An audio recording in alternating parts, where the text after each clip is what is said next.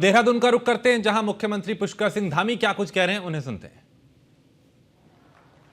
मैं भारत माता के अमर सपूत सरदार भगत सिंह जी, राजगुरु सुखदेव जी को भी अपनी भावांजलि अर्पित करता हूं कि जिन्होंने आज ही के दिन मां भारती की स्वतंत्रता के लिए हंसते हंसते फांसी के फंदे को चूम लिया था। भाइयों बहनों, आप सभी इतनी भारी संख्या में यहां पर उपस्थित हुए हैं।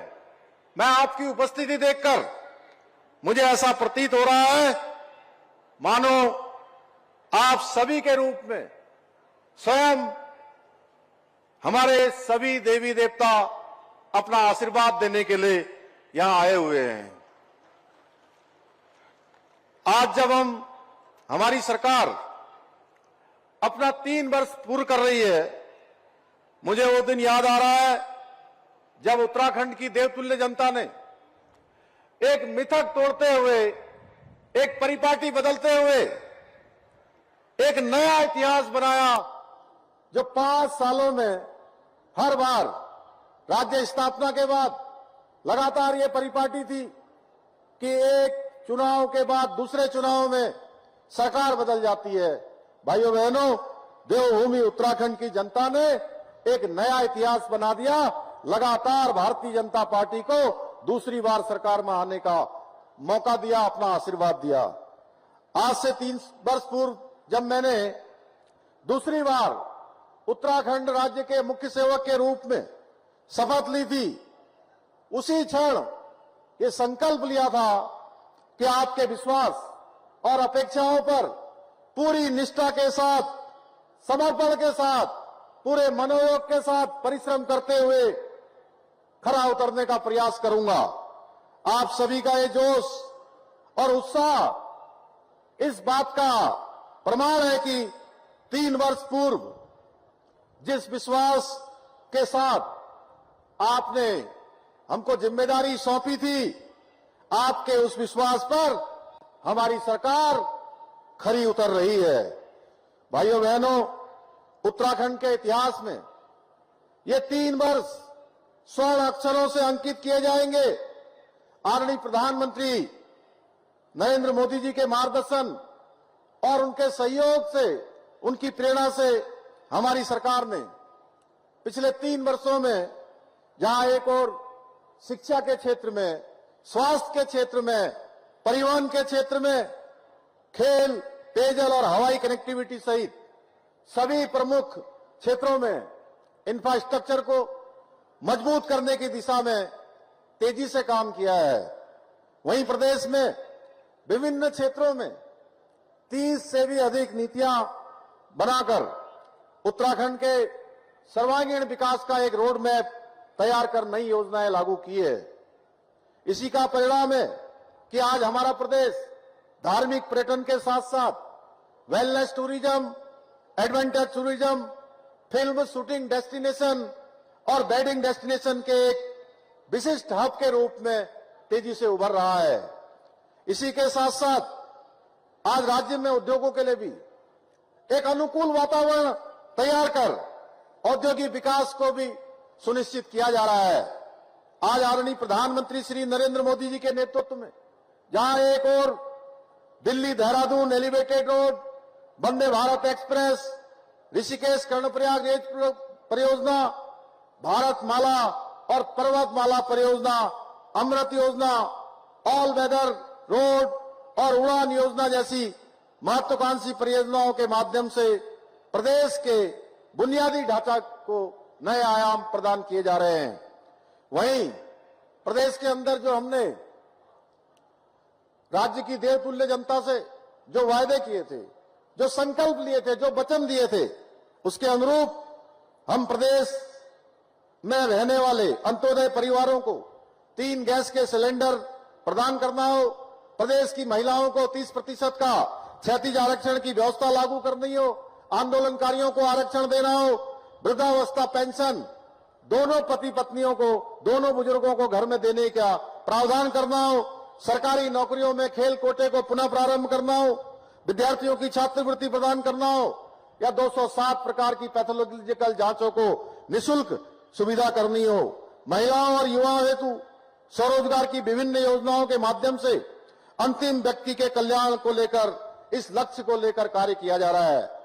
इन्हीं प्रयासों का परिणाम है विभिन्न चुनौतियों के बावजूद इन 3 वर्षों में हमारे प्रदेश ने कई उपलब्धियां हासिल की हैं और नए नए कीर्तिमान स्थापित किए हैं, जिनकी गूंज आज पूरे देश में सुनाई दे रही है। ये हम सभी के लिए गर्व का विषय है कि नीति आयोग द्वारा जारी वर्ष 2023 और 24 के सतत विकास के लक्ष्यों को प्राप्त करने के इंडेक्स में हमारे उत्तराखंड को देश में पहला स्थान प्राप्त हुआ है। साथ ही ईज ऑफ डूइंग बिजनेस में उत्तराखंड को अचीवर्स तथा स्टार्टअप रैंकिंग में लीडर्स की श्रेणी प्राप्त हुई है। इसके साथ ही हमने प्रदेश की बेरोजगारी दर में रिकॉर्ड 4.4% की कमी लाकर राष्ट्रीय औसत को भी पीछे छोड़ने का काम किया है। यही नहीं, हमारी सरकार द्वारा किए गए सतत सुधारों का ही परिणाम है कि 2023-24 की तुलना में इस वर्ष राज्य के सकल घरेलू उत्पाद में 13.59% की वृद्धि दर्ज हुई है। इतना ही नहीं, प्रति व्यक्ति आय में हमने 11.33% की वृद्धि दर्ज कर राष्ट्रीय औसत को भी पीछे छोड़ दिया है। भाइयों बहनों, आज से 3 वर्ष पूर्व विधानसभा चुनाव के दौरान हमने जो वायदे आपसे किए थे, उन वादों को पूरा करने की दिशा में हम निरंतर आगे बढ़ रहे हैं। हमारी सरकार ने देवभूमि की जनता से किए गए वादों को निभाते हुए राज्य में समान नागरिक संहिता लागू करने का ऐतिहासिक और साहसिक निर्णय लिया था और उसको हमने लागू कर दिया। 27 जनवरी 2025 से देवभूमि उत्तराखंड पूरे देश का आजादी के बाद पहला ऐसा राज्य बन गया जहां रहने वाले सभी लोगों के लिए एक समान कानून लागू हो गया है। देवभूमि में समान नागरिक संहिता की पवित्र गंगा प्रभावित होने से पूरे देश में नई ऊर्जा का और उत्साह का संचार हुआ है। इस ऐतिहासिक पहल के माध्यम से हमने देश और दुनिया को समानता और न्याय का एक सशक्त संदेश दिया है। ये कानून विशेष रूप से हमारी मुस्लिम बहनों को विभिन्न प्रकार के उत्पीड़नों से मुक्ति दिलाएगा। और मैं जब अभी आ रहा था यहाँ, तो बड़ी संख्या में हमारी मुस्लिम बहनें यहाँ पर हमारी सरकार का, राज्यवासियों का धन्यवाद करने के लिए एकत्र हुई थी। मैं भी उन सबका धन्यवाद करता हूं कि आपके लिए हमको ये कानून निश्चित रूप से आने वाले समय में और भी दिशा देने का काम करेगा। भाइयों बहनों, आपको याद होगा कि हमारे प्रदेश में भ्रष्टाचार और पेपर लीक के कारण कितने ही प्रतिभावान युवाओं के सपने चूर चूर हो जाते थे। मेहनती विद्यार्थी दिन रात पढ़ाई करते थे, लेकिन जब परीक्षा का दिन आता था तो पेपर लीक होने की खबर उनके भविष्य पर कुठाराघात कर देती थी। पेपर लीक और परीक्षा में भ्रष्टाचार का दर्द वही माता पिता समझ सकते हैं जिन्होंने अपनी गाड़ी कमाई से बच्चे की शिक्षा का खर्च उठाया हो। यह पीड़ा वही विद्यार्थी महसूस कर सकता है जिसने बरसों की मेहनत के बावजूद सिर्फ नकल माफियाओं की वजह से उसको सफलता प्राप्त नहीं हो पाई है। हमने युवाओं की इस वेदना को समझा और राज्य में देश का सबसे कठोर नकल विरोधी कानून लागू किया। इस कानून के लागू होने के बाद पेपर लीक की समस्या जड़ से समाप्त हो गई और अब पूरी परीक्षाएं पारदर्शिता के साथ आयोजित हो रही है, जिसका परिणाम पिछले 3 वर्षों में 20,000 से भी अधिक युवाओं को सरकारी नौकरियां प्राप्त करने में सफलता प्राप्त हुई है। भाइयों बहनों, और एक भी मामले में कोई मामला न्यायालय में नहीं गया, कहीं कोई विवाद की स्थिति पैदा नहीं हुई और आज गरीब माता पिता को भी, उनके बेटे बेटियों को भी इस बात का पूरा विश्वास हो गया है कि अगर वो मेहनत करेंगे, बच्चे की पढ़ाई लिखाई करवाएंगे, उसकी तैयारियां करेंगे और बच्चे पढ़ाई लिखाई करके अपनी अच्छी तैयारी करेंगे तो उनकी योग्यता, प्रतिभा और क्षमता के साथ अब कोई अन्याय नहीं कर पाएगा, उनको न्याय मिलेगा और उनका परीक्षा में चयन होगा। भाइयों बहनों, अभी खजानदास जी बोल रहे थे मैं और खजानदास जी जौनपुर के कार्यक्रम में गए थे और वहां पर मुझे खुशी हुई जब पीसीएस परीक्षा का परिणाम उस समय निकला था 2024 का। और केरी जनपद हो या कोई जनपद हो, ऐसा कोई जनपद नहीं है जिस जनपद से आज ये पीसीएस परीक्षा में, तहसीलदार या एसटीएम की परीक्षा में हमारे उत्तराखंड के रहने वाले बच्चों का चयन ना हो रहा हो। हर जनपद के बच्चे उसमें चयनित हो रहे हैं। एक बड़ी उपलब्धि है। और आपने देखा होगा पहले जिनका एक परीक्षा में भी चयन नहीं होता था, आज उन्हीं बच्चों का, उन्हीं परीक्षार्थियों का, उन्हीं गरीब माता पिता के बेटे और बेटियों का एक परीक्षा के साथ साथ 3, 4 और कुछ एक का तो 5 परीक्षाओं में एक साथ चयन हो रहा है। भाइयों बहनों, बहुत बार वो स्वयं कंफ्यूज हो जाते हैं कि हम कौन सी नौकरी में जाए। और सच बताऊं, मैं आप सबके समक्ष आज मुझे कहने में बहुत संतोष की अनुभूति हो रही है कि मैं प्रदेश के विभिन्न स्थानों पर गया, बहुत सारे माता पिता अभिभावक जब मिलते हैं और सरकार का धन्यवाद करते हैं तो आत्मिक रूप से खुशी होती है कि जिन लोगों की अपेक्षाओं, आशाओं और विश्वास को आगे बढ़ाने का काम हमको सौंपा था, वो काम धीरे धीरे आगे बढ़ रहा है। भाइयों बहनों, पूर्ववर्ती सरकारों की विफलताओं के कारण हमारी देवभूमि की डेमोग्राफी में गंभीर बदलाव देखने को मिल रहे थे। इस चुनौती का समाधान करने के लिए हमारी सरकार ने देवभूमि की सांस्कृतिक पहचान और डेमोग्राफी को संरक्षित रखने के लिए लब जिहाद, लैंड जिहाद और थूक जिहाद जैसी घृणित मानसिकताओं के खिलाफ कठोर कदम उठाए हैं। साथ ही प्रदेश में धर्मांतरण विरोधी कानून, दंगा विरोधी कानून जैसे सख्त प्रावधान भी लागू किए हैं। इसके अतिरिक्त अभी हाल ही में हमने विधानसभा का सत्र जो आयोजित हुआ था उसमें एक सख्त भू कानून भी लागू कर दिया है जो हमारी देवभूमि की इस पुण्य धरा को भू माफियाओं से बचाने में कारगर सिद्ध होगा। भाइयों बहनों, हम प्रत्येक वर्ष अपना रिपोर्ट कार्ड जनता के समक्ष प्रस्तुत करते हैं क्योंकि ये भाजपा सरकार है जो केवल वादे नहीं करती है बल्कि उन्हें पूरा करके ही दम लेती है। हम कांग्रेस की तरह नहीं है जो सिर्फ चुनाव के समय जनता के बीच में आती है और फिर 5 वर्षों तक उन्हें उनके हाल पर छोड़ देते हैं। अब हम 2022 में जारी अपने दृष्टिपत्र के करीब 70% से अधिक वादों को मात्र 3 वर्षों के अपने कार्यकाल में धरातल में उतारने में सफल रहे हैं। और मुझे विश्वास है कि अगले चुनाव तक हम अन्य वादों को भी पूरा करने में अवश्य आप सबके आशीर्वाद से सफल होंगे। यह आदरणीय प्रधानमंत्री जी के नेतृत्व और नीतियों का परिणाम है। प्रदेश की जनता ने डबल इंजन सरकार को दूसरी बार अपार जन समर्थन दिया और हाल ही में संपन्न हुए निकाय चुनावों में ऐतिहासिक विजय राज्य में दिलाकर ट्रिपल इंजन की सरकार बनाने में अपनी मोहर लगाई है। देहरादून में तो मैं अपने भाई सौरभ थपलियाल जी को आप सबने ऐतिहासिक विजय दिलाकर फिर से यह बता दिया कि देहरादून की देशभक्त जनता हमेशा राष्ट्रवादी दलों का, विकास की सोच करने वालों का ही समर्थन करती है। इसके लिए मैं देहरादून वासियों का भी कोटि कोटि धन्यवाद देता हूं कि इन्होंने एक ऐतिहासिक विजय 1,05,000 मतों से, भारी अंतर से, 1,05,000 वोट तो कई बार मिलते भी नहीं है, जितना अंतर से यहां की जनता ने भाई सौरभ को जिताया। भाइयों बहनों, और लगातार चौथी बार भारतीय जनता पार्टी का मेयर चुना है। पूरा मेयर ही नहीं, बोर्ड भी चुना है। भाइयों बहनों, हमारा कार्यकाल ऐसे कई ऐतिहासिक आयोजनों का साक्षी बना है जिसकी कभी किसी ने कल्पना नहीं की थी।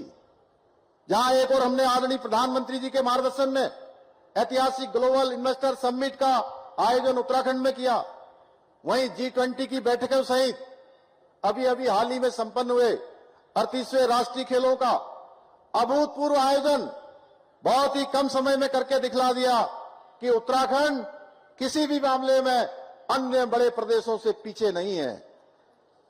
भाइयों बहनों, हम देहरादून को भी एक आधुनिक और विकसित शहर बनाने के लिए पूर्ण रूप से संकल्पबद्ध होकर कार्य कर रहे हैं।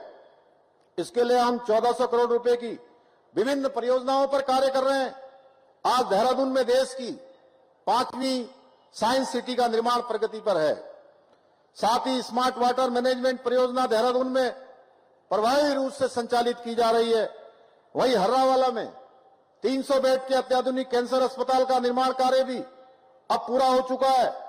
इसके साथ ही हम देहरादून में प्रदूषण को कम करने हेतु सार्वजनिक इलेक्ट्रिक बसों का संचालन के साथ साथ 11 स्थानों पर इलेक्ट्रिक वाहन चार्जिंग स्टेशनों का निर्माण कार्य भी कर रहे हैं। हमारा लक्ष्य है कि देहरादून एक ऐसा आधुनिक शहर बने जो देश में विकास, पर्यावरण संरक्षण और जन सुविधाओं का उत्कृष्ट उदाहरण प्रस्तुत करे। मुझे प्रसन्नता है आज यहां देहरादून जनपद की विभिन्न योजनाओं के लाभार्थीगण भी उपस्थित हैं।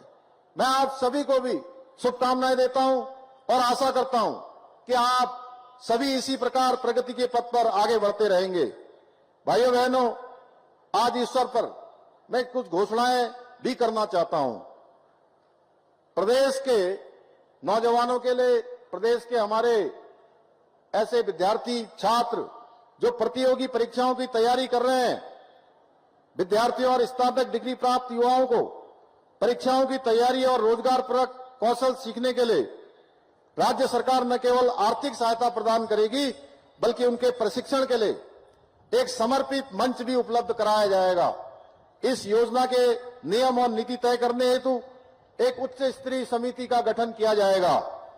राज्य में कार्यरत उपनल एवं संविदा कर्मी लंबे समय से मांग कर रहे हैं कि सरकारी विभागों में रिक्त पदों के अनुसार उन्हें नियमित किया जाए। उनकी इस न्याय संगत मांग की पूर्ति हेतु हम शीघ्र ही एक ठोस नीति तैयार करेंगे। प्रदेश में जनता से मिल रहे सुझावों के आधार पर स्थानीय ठेकेदारों को सरकारी कार्यों में प्राथमिकता देने की मांग लगातार उठ रही है। इसे ध्यान में रखते हुए राज्य सरकार ये सुनिश्चित करेगी कि 10 करोड़ रुपए के सरकारी कार्य केवल और केवल प्रदेश के स्थानीय ठेकेदारों को ही दिए जाएं। भाइयों बहनों, कुछ अराजक तत्व, कुछ ऐसे नेता जो बोलने में सावधानी नहीं रखते, उनके कारण प्रदेश में कभी कभी क्षेत्रवाद या जातिवाद की बातें सुनाई देती है। पर मैं आज इस मंच से कहना चाहता हूं कि उत्तराखंड का कोई भी व्यक्ति यदि क्षेत्रवाद की बात करता है या जातिवाद की बात करता है तो वो न केवल उन आंदोलनकारियों के साथ अन्याय करता है जिन्होंने इस प्रदेश के निर्माण के लिए अपना सर्वोच्च निछावर कर दिया, बल्कि वो अपनी मातृभूमि के खिलाफ भी कार्य करता है। इससे अधिक ऐसे लोगों के बारे में मैं कुछ नहीं कहना चाहता। भाइयों बहनों, आप सभी ने हमेशा मुझे और हमारी सरकार को अपना असीम प्यार और समर्थन दिया है, अपना आशीर्वाद दिया है।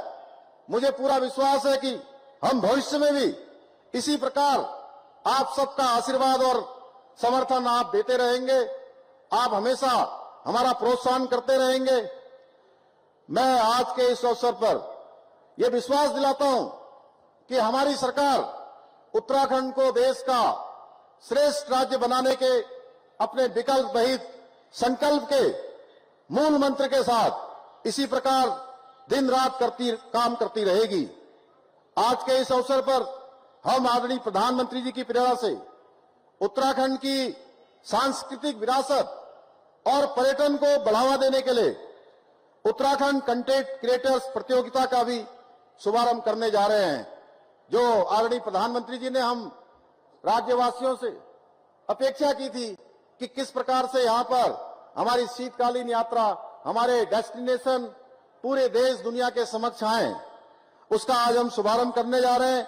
मैं अपने सभी युवा साथियों से आह्वान करता हूं कि वह बड़ी संख्या में इस प्रतियोगिता में भाग लें और अपनी प्रतिभा का प्रदर्शन करें। निश्चित रूप से हम भी प्रोत्साहन करेंगे, राज्य की सरकार, राज्यवासी उनका प्रोत्साहन करेंगे। मैं आप सभी का एक बार फिर से पूरे राज्यवासियों का हृदय की गहराइयों से धन्यवाद करना चाहता हूं। हमारे सभी विशिष्टजनों का धन्यवाद करना चाहता हूं। अपने मीडिया के मित्रों का धन्यवाद करना चाहता हूं। देवभूमि उत्तराखंड के देवतुल्य मतदाताओं का, देवतुल्य नागरिकों का धन्यवाद करना चाहता हूं, जिन्होंने इन 3 वर्षों की यात्रा में हमेशा सह यात्री के रूप में हमारा मार्गदर्शन भी किया है, हमारा प्रोत्साहन भी किया है। पुनः एक बार सबका हृदय से धन्यवाद करते हुए अपनी वाणी को विराम देता हूं। बहुत बहुत धन्यवाद। जय हिंद, जय भारत, जय उत्तराखंड। भारत माता की, भारत माता की, भारत माता की। बहुत आपने सुना, कई बातों का जिक्र किया, कई उपलब्धियों का जिक्र किया। धामी सरकार 2.0 के 3 साल पूरे हुए और उन 3 साल की उपलब्धियों का जिक्र किया गया।